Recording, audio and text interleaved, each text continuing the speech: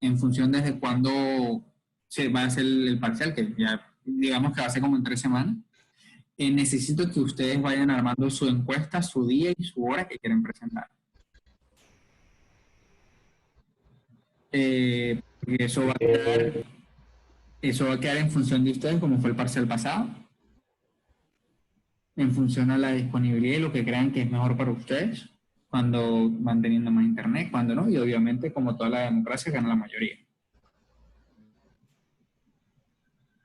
Como les digo, piensen bien cuando vayan eso. Yo hablaré con Ana o con Valentina o con Jesús, con cualquiera para que hagan la encuestica. Y bueno, que vayan viendo cuando a ustedes les parece mucho mejor.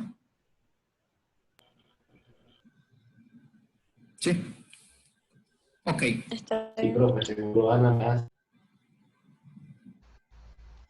¿Qué Bueno. pasa conmigo? Que van a hacer el cuento. Bueno, no tengo rollo. Ok, vamos a continuar. Entonces, bueno, les estaba hablando de... Ok, ya había terminado esto. Ahora vamos. Un paracaídas típico del US Army, es decir, el ejército de Estados Unidos, tiene un diámetro de 28 pies para una carga de pago, no sé por qué dice de pago, de verdad, no me acuerdo, de 80 kilogramos, vamos a suponer que la carga de 80. Determina la velocidad límite a 1000 metros de altura en atmósfera estándar. Para la misma velocidad y carga de pago, ¿qué área sería necesaria si se emplearía un disco circular delgado? B, perpendicular a la corriente, o C, paralelo a la corriente. Ignora el hecho de que formas planas son dinámicamente inestables a caída libre, es decir, no tengan consideraciones. Saco básicamente los datos que me dan. Busco cuánto es el CD para un paracaídas, que es el mismo 1.3 que habíamos puesto anteriormente. Saco el área en función a los 28 pies que me dieron al inicio. Eso lo paso a metros, ahí lo tengo. Igualo el peso a la fuerza de arrastre. Hago mi ecuación de fuerza de arrastre, como veo aquí. En función de eso saco cuánto es la velocidad. Mi velocidad para dicho coeficiente de arrastre vendría siendo 4.357 metros. Ahora, para una placa plana normal a la corriente, asumiendo que las medidas son iguales al ancho y de base también, se tiene un C de 1.18. ¿Sí? Entonces, este es el que se toma en cuenta con una relación de 1. Se saca, se busca cuánto va a ser, ¿qué me están pidiendo? ¿Qué área necesitaría? Entonces, como necesitamos un área con dicha velocidad que ya habíamos calculado, busco cuánto es el área. Para allá el área necesitaría saber cuánto es la longitud, por decirlo así, porque estoy diciendo que son iguales, entonces base y altura van a ser completamente iguales. Entonces, bueno, en función de eso establezco, busco el parámetro y digo que esta es. Son 7.39, es simplemente esto. Este es un tamaño comparable con el paracaídas, pero un plato cuadrado es desgarbado o inestable. Bueno, para una placa cuadrada paralela a la corriente, se utiliza la teoría de placa plana turbulenta. Necesitamos la viscosidad. Entonces, bueno, busco cuánto es el coeficiente de arrastre. ¿Sí? ¿Esto qué es? Esto es básicamente lo que aplicamos en capa límite. Coeficiente de arrastre que aplicamos allá, lo multiplico por la densidad entre 2, por la velocidad, por la longitud entre 2. Acá, en función de eso, saco cuánto es L. L necesitaría una longitud de 119 metros. Entonces, obviamente, no tiene para nada sentido hacer esto. Esto sería algo que está mirando fuera del perol. Y entonces, bueno, básicamente se descarta. Eso es todo el ejercicio. Ahora pasamos a considerar granizo de 8 milímetros de diámetro que cae libremente en aire atmosférico a una atmósfera y 5 grados centígrados. Profe, ¿podía repetir lo último? Esto, bueno, básicamente que para la fuerza, el coeficiente de arrastre, lo único que cambia es que utilizamos las fórmulas de capa límite. Esta que tenemos aquí, que es 0,031 entre el número de Reynolds. Bueno, en función de eso calculamos cuánto es L. Y pues, conchale, un L de 120 metros, no, es algo demasiado grande. Entonces no tiene sentido y se expresa eso que no tiene sentido. Es básicamente eso. Ok, con este ejercicio se pide sea el diámetro de 8 milímetros, cae libremente en aire atmosférico, se pide la velocidad terminal y considere que la densidad del granizo es de 910 kilogramos en metros cúbicos. La superficie del granizo es lisa, de modo que puede usarse el gráfico siguiente para determinar el coeficiente de arrastre. Este se dio. Entonces vamos a asumir que es una esfera lisa. Vamos a continuar. La densidad y la viscosidad cinemática de aire a una atmósfera a 5 grados son esta que tenemos aquí y la viscosidad cinemática esta. La densidad del granizo, como ya lo habíamos puesto, y el diámetro.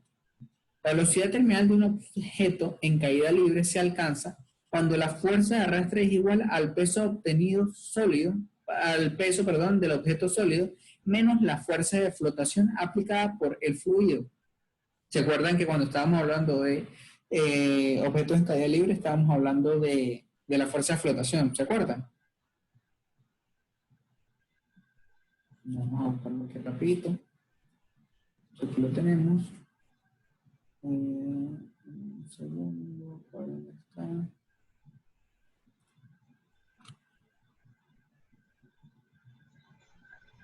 Aquí, F, fuerza de flotación, sí. Fuerza de arrastre, peso, fuerza de flotación, y esto es la velocidad terminal. Entonces, bueno, básicamente aplicamos esto que está aquí. ¿Por qué? Porque como podemos ver, Fd es igual a peso menos fuerza de flotación. Esa es la fuerza de arrastre. Bueno, aplicamos la misma fórmula. Entonces despejamos el peso, que es el peso de la masa por la gravedad, que es igual a esto que tenemos aquí. ¿Sí? Masa es densidad por el volumen, entonces se obtiene esto que tenemos aquí. La fuerza de flotación es básicamente cero porque no tenemos ningún dato al respecto. Y el área la calculamos, ¿sí? Es el área frontal. Se sustituye todo y se obtiene esta fórmula que tenemos aquí. Porque básicamente la fuerza de arrastre es igual al peso. Entonces, en función de esta fórmula, hallamos la velocidad, ¿sí? Entonces, el coeficiente de arrastre se determina a partir del gráfico, pero requiere el número de Reynolds, que no se puede calcular ya que no conocemos la velocidad. Por tanto, la situación requiere un enfoque de prueba y error. Primero expresamos el número de Reynolds como esto que tenemos aquí por velocidad. O sea, 578,87 por velocidad. ¿Sí? Ahora elegimos una velocidad en metros sobre segundo y calculamos el número de Reynolds a partir de la ecuación. A partir de la ecuación 2. Buscamos el coeficiente de arrastre correspondiente del gráfico y calculamos la velocidad a partir de la ecuación. ¿Sí? 1. Sí, a partir de la ecuación 1, perdón. Se necesita repetir los cálculos hasta que la velocidad supuesta coincida con la velocidad calculada. Con este enfoque se determina que la velocidad terminal es esta que tenemos aquí. ¿Qué pasa? Si llega el resultado que se puede hacer un proceso iterativo hasta que se llegue a él. Entonces, con una velocidad de 13.7, el número de Reynolds es esto. Buscamos cuánto es el coeficiente de arrastre y aproximadamente la velocidad resultante me da 13.7 aproximadamente. Por lo tanto, ¿cómo? ¿Se acuerdan cómo hacíamos con el diagrama de Moody? Tomando el factor semilla en turbulencia completa, calculamos velocidad, número de Reynolds, otra vez factor de Moody. Velocidad, número de Reynolds, otra vez factor de Moody. Bueno, básicamente esto. ¿Me explico? ¿Muchachos? Sí, profe. Ok. Sí.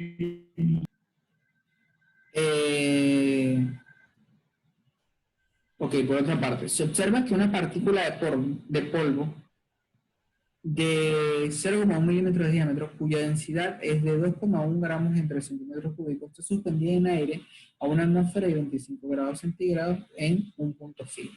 Estime que la velocidad asciende del movimiento del aire en dicha posición. Suponga que se aplica la ley de Stokes. ¿Se acuerda la ley de Stokes para los fluidos? Pues esta suposición es válida. Entonces, cuando hablamos de la ley de Stokes,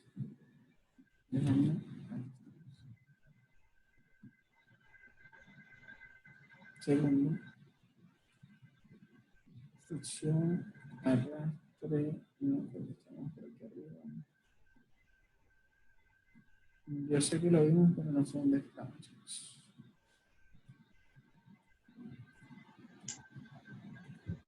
cilindro. Bueno, no sé, ya ustedes lo buscarán para no perder tiempo en esto.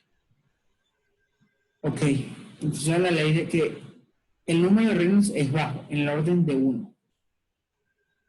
Por lo que la ley de Stokes es aplicable. Esto hay que verificar, ¿no? La fuerza de flotabilidad aplicada por el aire en la partícula de polvo es insignificante, es decir, que se toma como si fuese cero. Son cosas que, digamos que hay que tomar en consideración para hacer el ejercicio. La densidad del polvo es esta que tenemos aquí y los otros datos que nos dan el ejercicio. Se alcanza la velocidad terminal de un objeto a caída libre, o se establece la suspensión de un objeto a una corriente de flujo cuando la fuerza de arrastre es igual al peso del objeto sólido, menos la fuerza de flotabilidad circundante, que es la misma cosa que habíamos visto, donde el peso es lo mismo del ejercicio pasado, donde la fuerza de flotabilidad sería la densidad del aire por la gravedad por el volumen, donde la fuerza de arrastre sería 3pi por la viscosidad dinámica por la velocidad por el diámetro, eso según la ley de Stokes. Aquí tenemos un gráfico, por decirlo así, vamos a bajarlo, de la partícula de 0,1 milímetros de polvo con una velocidad de aire que va en sentido contrario. Ya conociendo el volumen de la esfera, se sustituye. Entonces se agarra y se sustituye todo en la ecuación que es fuerza de arrastre igual a peso menos fuerza de flotabilidad. Se simplifica todo lo que se necesita y se busca en función de la velocidad. Entonces, sustituyendo después esos valores, aquí se llega a una velocidad de 0,618 metros sobre segundo. En función de eso, se calcula el número de Reynolds. ¿Qué es 1? No, no es 1, pero podríamos decir que se podría aplicar la ley de Stokes para ser conservadores de alguna forma, porque no es mayor de 5, pues ni de 10. Es un signo, un número de una sola cifra significativa. Entonces, por lo tanto, la idealización del flujo progresivo y por lo tanto la ley de Stokes es aplicable y este valor calculado es válido. Solo con ese enfoque. Si aplicamos drásticamente la definición de la ley de Stokes, ya sabemos que no se aplica para este caso en específico porque el número de Reynolds es 396. ¿Entendido?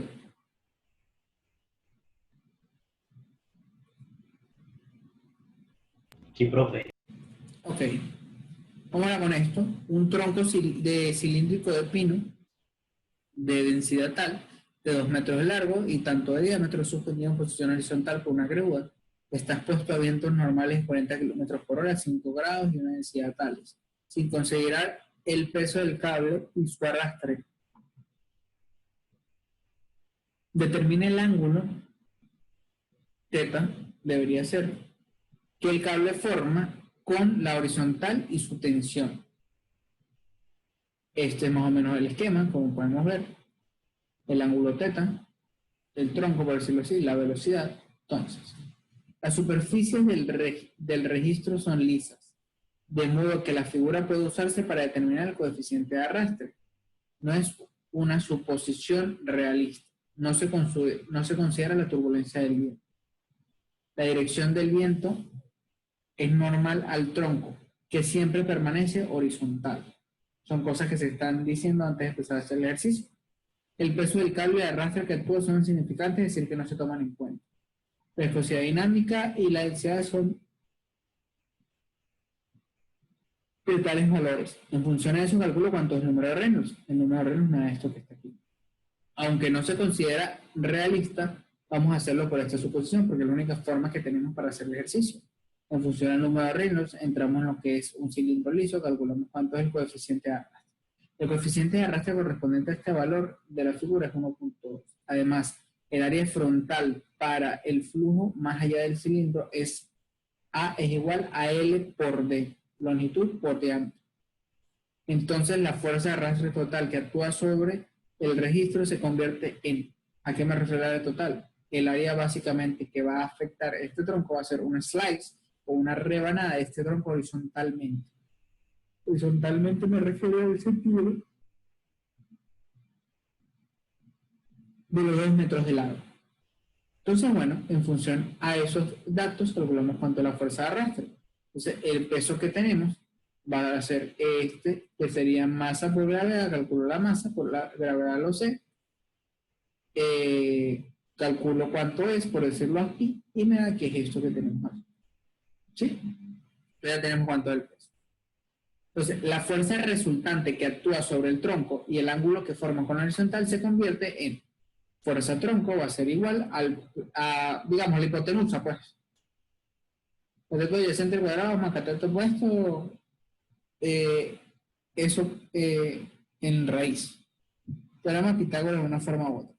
En función a ello, calculamos cuánto es la fuerza del tronco y en función a la relación de triángulo, por decirlo así, que se forma, el triángulo aquí donde se forma, calculamos cuánto es el ángulo. Entonces, al final del cabo, sacamos que tiene una fuerza de esto, con un ángulo de 84,099 grados. Este ejercicio también está muy fácil. Lo único que hay cosas que les falta repasar que han visto en semestres y materias anteriores. Por otra parte, tenemos un ejercicio de una pelota de tenis con 57 gramos de masa, con 6,4 centímetros de diámetro, que se golpea con una velocidad inicial de 92 kilómetros por hora y un giro hacia atrás de 4.200 revoluciones por minuto, es decir, la velocidad angular. Determine si caerá o se elevará debido al efecto combinado de la gravedad y la sustentación debido al giro poco después de ser golpeada, es decir, se refiere al efecto de Magnus. Según que el aire, suponga que el aire está a una atmósfera de 25 grados centígrados. Sacamos cuáles son los datos que nos dan según la temperatura para el aire, son estos que tenemos aquí, la densidad y la viscosidad cinemática.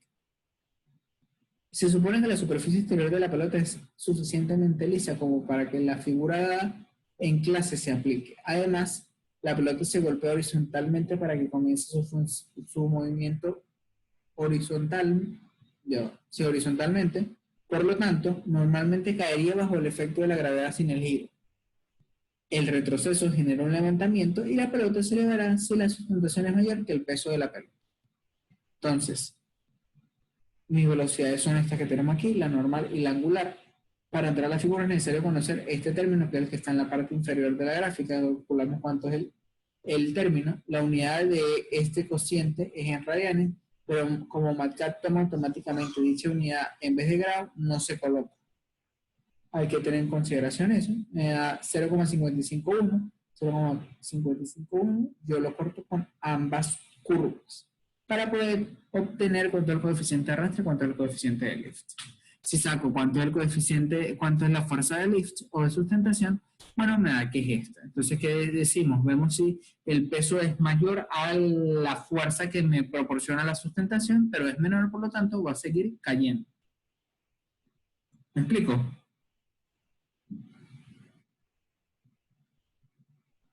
Muchachos. Bueno, si no me dicen nada, Sí, profe. me explico. Sí, profe, sí. Ok. Sé que la señal también. No, yo entiendo. Por otra parte, tenemos este ejercicio que dice calcula el total de arrastre sobre un aeroplano que tiene una cuerda de 2 metros y una extensión de 10 centímetros. El aeroplano vuela a 3.000 metros a una velocidad 1 de 6.000 kilómetros y a una velocidad 2 de 150 kilómetros con un ángulo de ataque de 15 grados. Definimos los datos que me dan inicialmente. ¿Sí? Son estos que tenemos aquí. De la gráfica según el ángulo. Voy a sacar cuántos son los coeficientes de arrastre. Entro con los ángulos. Me dicen que son 15 grados. 15 grados me corta más o menos aquí. Cuando me voy a el coeficiente de arrastre me da 0,010, 0,0 algo. 0,10, no 0,0 algo. 0,10 aproximadamente. Se puede asumir que sería ese el valor. Supongo que sería este que tengo aquí. 15, 0,10, porque estaba viendo la que no era. Después, bueno, En función al área, aplico cuánto es la fuerza de arrastre. ¿Verdad? ¿Qué es esto? ¿Sí? Y en función a la velocidad, aplico cuánto es la fuerza de arrastre y me da qué es esto. Entonces podemos ver cuál es la diferencia. ¿Sí? Básicamente. ¿Qué es lo que cambia? La velocidad 1 y la velocidad 2. Son velocidades distintas. Entonces, entre mayor velocidad, mayor la fuerza de arrastre, porque claro, es mayor la oposición al movimiento que se está tratando de realizar. Por otra parte, tenemos otro ejercicio que dice, determine la sustentación y arrastre con un ángulo de ataque de 10 grados. Si el ángulo no tiene una cuerda, si el ángulo tiene, debería ser. Si el ángulo tiene una cuerda de 1,4 metros por 6,8 de largo para una velocidad de 200 metros sobre segundo. Entonces, bueno, la velocidad, la densidad la defino de la gráfica esta anteriorcita, calculo cuántos son los coeficientes de arrastre, cuántos son los coeficientes de lift. En función de eso saco el área.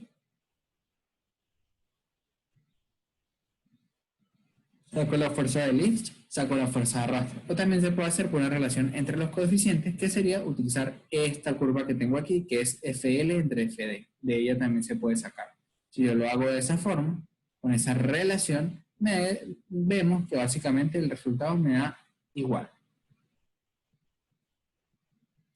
Estos ejercicios son corticos, ese era cortico, así que lo ven ustedes, por favor. Este que tenemos aquí. Considere que una aeronave despega a 100... Pero los parciales también van a ser corticos. No, nunca han sido corticos. Bueno, vale la pena pregunta. Considere que una aeronave despega a 190 kilómetros por hora, cuando está totalmente cargada, es decir, con peso. Si el peso de la aeronave aumenta 20% como resultado de la sobrecarga, determine la velocidad a la que despegaría la aeronave sobrecargada.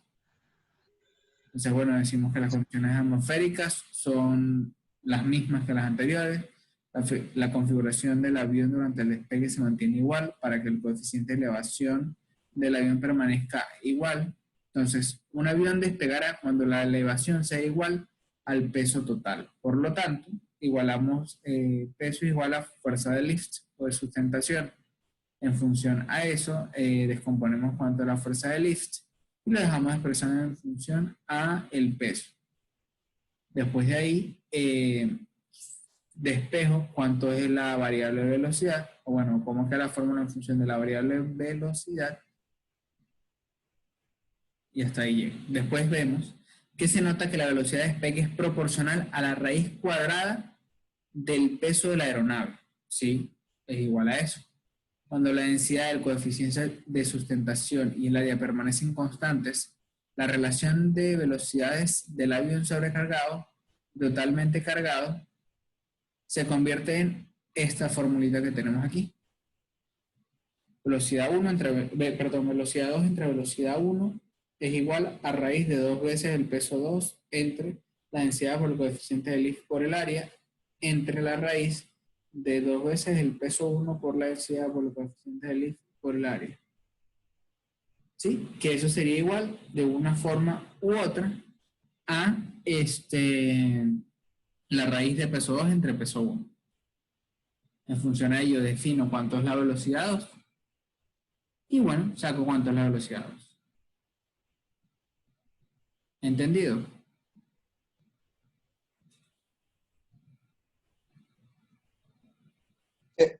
Sí, profe, estos ejercicios son cortos.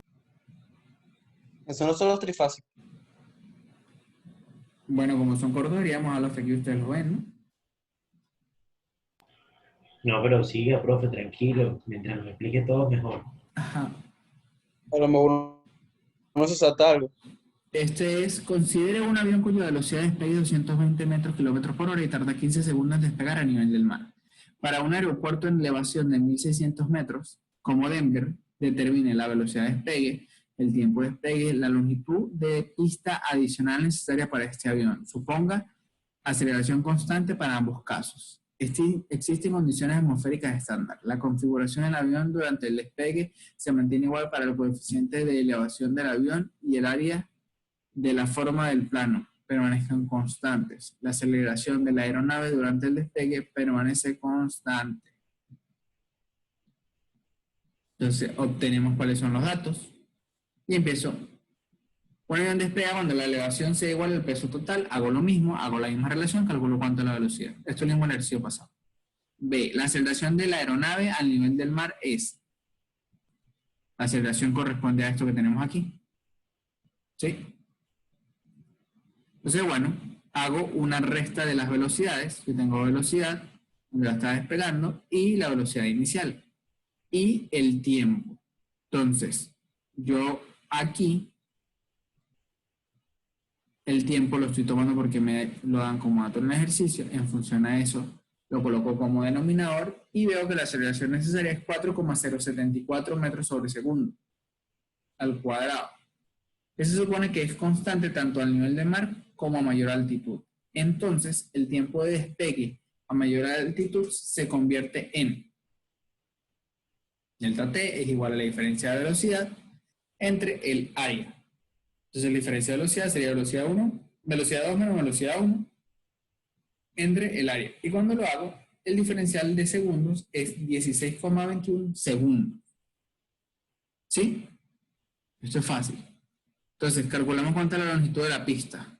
La longitud de la pista adicional se determina calculando la distancia recorrida durante el despegue para ambos casos y tomando su diferencia. Entonces, la longitud es igual a 1 medio de área por el tiempo 1 al cuadrado. En función de esto, calculamos cuántos son los metros necesarios. Y vemos que para los dos casos hay una diferencia de 77 metros con 409 centímetros en cada una de las pistas. Es decir, lo largo que se tiene una pista. ¿Sí me explico?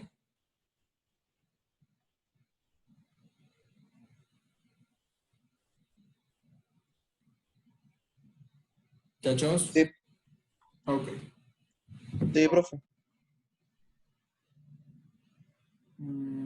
Este es igual de fuerza de flotabilidad. No voy a pararme en este. En los que son muy fáciles no me voy a parar.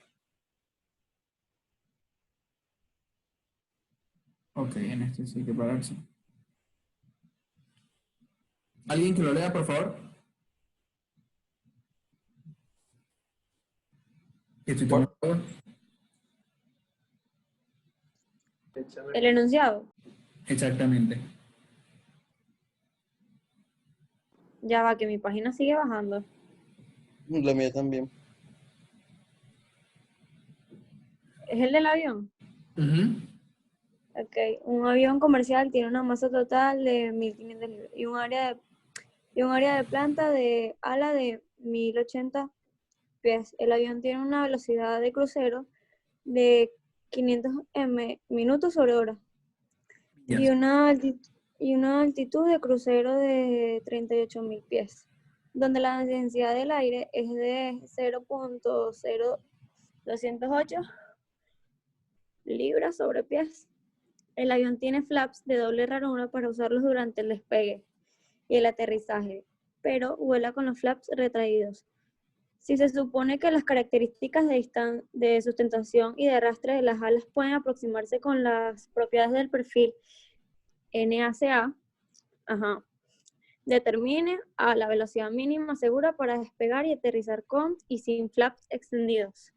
B. El ángulo de ataque para volar en el vuelo de crucero de manera estacionaria a la altitud del crucero. Y C. La potencia que se necesita suministrar para ofrecer el suficiente empuje para superar el arrastre. Considere que la densidad del aire en el suelo es de 0.075 libras sobre pies al cubo. Ok. Entonces, es bastante largo, pero hay que verlo porque es el primero que hacemos con flaps. El enunciado es lo que me refiero que es largo. No se considera el arrastre y la elevación producidos por parte del avión que no sean las alas. Es decir, no se toma en cuenta para nada el fuselaje, solo las alas. Se supone que las alas son secciones de superficie aerodinámica bidimensionales y que los efectos de la punta se descuidan, es decir, no se toman en cuenta. Por otra parte, las características de elevación y arrastre se pueden aproximar al NACA tal, que fue una gráfica que se dio. Entonces, sacamos cuáles son los datos.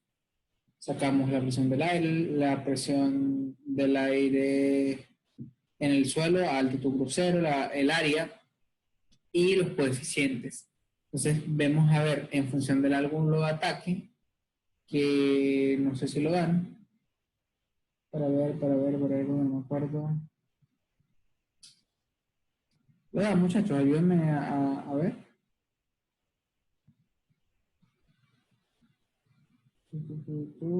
Pies, Estoy buscando, profe, velocidad. el ángulo de ataque. Sí. El ángulo de ataque. No. Estoy casi El El seguro que ángulo no que es lo lo que puse. hay que calcular. Exacto, me lo piden calcular. Entonces, no, estoy diciendo que los máximos coeficientes de sustentación son estos dos que tenemos aquí. Este y este. Con flaps de doble ranura y sin flaps. Los máximos que tenemos. El peso sería como 150.000 libras. La velocidad, 550 millas por hora, per hour. Entonces, la velocidad mínima correspondiente a las condiciones de pérdida con y sin aletas son la prueba de velocidad, lo mismo que llevaba en los ejercicios anteriores, 2 veces el peso por data por el coeficiente de lift sin flaps por el área. Cálculo de esta velocidad. Para la velocidad 2, lo mínimo que puedo llegar, que sería con flips de doble ranura, una velocidad de 143. Entonces, ya aquí empiezo a ver drásticamente la diferencia que hacen los flaps. ¿Sí? Son aproximadamente 70-80 pies sobre segundo menos. Esa es la primera respuesta que hice. La velocidad mínima segura para despegar y aterrizar con y sin flaps extendidos. Por otra parte, la pregunta de cuando una aeronave está navegando constantemente a una altitud constante, redonde aquí, la elevación debe ser igual al peso de la aeronave. Luego se determina que el coeficiente de elevación es estos perritos y hacen bullo. Profe, ese perro es suyo. No, es un apartamento bajo. Coeficiente de Ah, buena. si fuese mío lo tuviese maestrado. Es igual al peso entre, es decir, la misma ecuación normal, despejamos cuánto es el coeficiente de lift y lo calculamos y me da eso que tenemos aquí. Para el caso de ausencia de aletas o flaps, el ángulo de ataque correspondiente a este valor se determina a partir del gráfico como un ángulo de 3,5 grados. Y llegamos a esto, es decir, en función a este coeficiente de lift se ve cuál grado se llega y sería 3,5 aproximadamente, si no mal recuerdo. La parte C dice la potencia que se necesita para ofrecer, suficiente empuje para superar el arrastre. Y dan el dato del aire en el suelo. Entonces, cuando el avión navega de manera constante, la fuerza neta que actúa sobre el avión es cero. Y por lo tanto, el empuje proporcionado por todos los motores debe ser igual a la fuerza de arrastre. El coeficiente de arrastre correspondiente al coeficiente de elevación de crucero es de 0,40. De 0,40 es 0,015. Entonces, básicamente entramos aquí con 0,40, llegamos a la gráfica que es, bajamos al coeficiente de arrastre y es donde sacamos este 0,015. Entonces, la fuerza de arrastre que actúa sobre las alas se convierte en esta fórmula que tenemos aquí. Fuerza de arrastre es igual al coeficiente de arrastre por la densidad por la velocidad al cuadrado entre 2 por el área. Y sacamos cuánto es la fuerza de arrastre que se necesita. Tomando en cuenta que la potencia es la fuerza multiplicada por la velocidad, la potencia requerida para superar este arrastre es igual al empuje multiplicado por la velocidad. Por lo tanto, es una potencia de 6.200 kilowatts o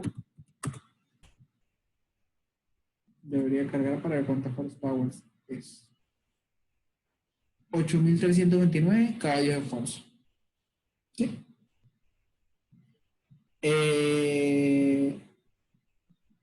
Con estos que siguen son completamente iguales, porque cambias algo demasiado pequeño, así que por favor le echan ustedes una miradita. Ok, profe, cualquier cosa le preguntamos. Sí, claro, esa es la idea. Por favor, debido a que estoy ocupado, traten de preguntarme después de las... ¿Sí? Ok, ¿Después profe. de las qué? Después de las 5. 5. Ah, ok. Y bueno, y si Ok. me van a preguntar algo en la noche, me mandan un mensaje, no me llamen, por favor. Ok. Entonces me escriben, si yo estoy despierto y no estoy ocupado haciendo algo del trabajo o algo de la maestría, pues yo con mucho gusto les respondo, si no ya les responderé al siguiente día cuando tenga tiempo. Ok. Hemos terminado por aquí, vamos a pasar, vamos a presentarles